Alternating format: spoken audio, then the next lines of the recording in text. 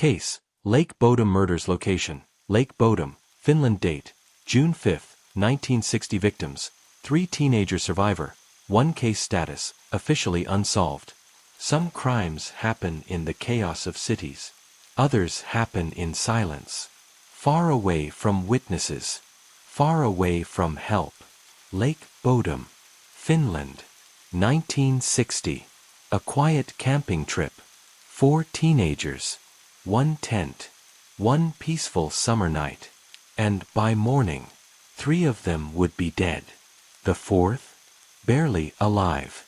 And decades later, no one knows exactly what happened inside that tent. It was supposed to be simple. A getaway. A break from routine. 4 teenagers. Nils Gustafsson. Tulikki Maki. Seppo Bauman. Anya Tullinen. Young. Carefree. Looking forward to a night by the lake. Lake Bodom was known for its beauty. Calm water. Quiet surroundings. A place where people went to relax. Nothing about it suggested danger. On June 4, 1960, they arrive at the lake. They set up their tent near the shoreline. The weather is calm. The atmosphere is peaceful. Witnesses later report seeing the group laughing, talking, enjoying the evening. There is nothing unusual. No tension. No visible threat. Just 4 teenagers enjoying a summer night. As night falls, the area becomes quiet, dark, still. The group settles into their tent. There are no reports of disturbance. No recorded screams. No confirmed witnesses to what happens next. And that silence becomes one of the most disturbing parts of the case. Sometime between midnight and early morning, something happens. Something violent. Something sudden. Investigators later believe the attack occurred from outside the tent. The killer may have slashed through the tent fabric. Attacked while the victims were still inside. The assault is brutal, chaotic, but strangely also controlled. Because there are no signs of prolonged struggle outside the tent. June 5, 1960. Morning light reaches the campsite. And what it reveals is a crime scene that would haunt Finland for decades. 3 teenagers are found dead, inside and around the tent. The scene is disturbing. The tent itself is partially collapsed. Personal belongings are scattered. And 1 person is still alive. Nils Gustafsson. He is found outside the tent. Severely injured. Unconscious. Barely alive. He is rushed to the hospital. But when he regains consciousness, his memory is fragmented, unclear, incomplete. And that becomes a major problem for investigators. Because the only surviving witness cannot clearly explain what happened. Police arrive at the scene. They begin documenting everything. The tent. The positions of the victims. The surrounding area. But even early on, there are issues, mistakes, critical decisions that would later be questioned. The scene was not fully secured immediately. Some evidence may have been compromised, and in a case with already limited clues, that matters a lot.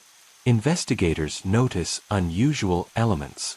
Some belongings are missing. Shoes are found away from the bodies. The attack appears to come from outside the tent. The brutality seems targeted, but unclear. Nothing forms a clear narrative. Instead, the evidence raises more questions than answers. With no clear suspect, theories begin to grow. Some believe it was a random attack. Others believe the group was targeted. And some suggest the killer may have known the victims. Over the years, several individuals attract attention.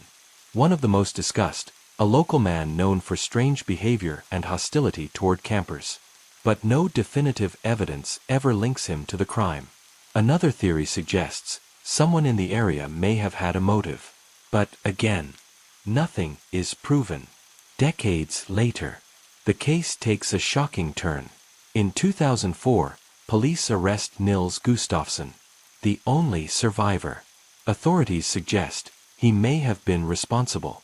The theory: an argument occurred. Violence escalated. He attacked the others. The public is stunned, because for decades, he was seen as the victim.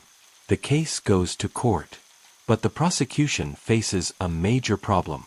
There is no solid forensic evidence, no clear proof, no reliable reconstruction. In the end, Nils Gustafsson is acquitted, declared not guilty, and once again, the case returns to where it started, unsolved. More than 60 years later, the Lake Bodom murders remain one of Finland's most infamous unsolved crimes.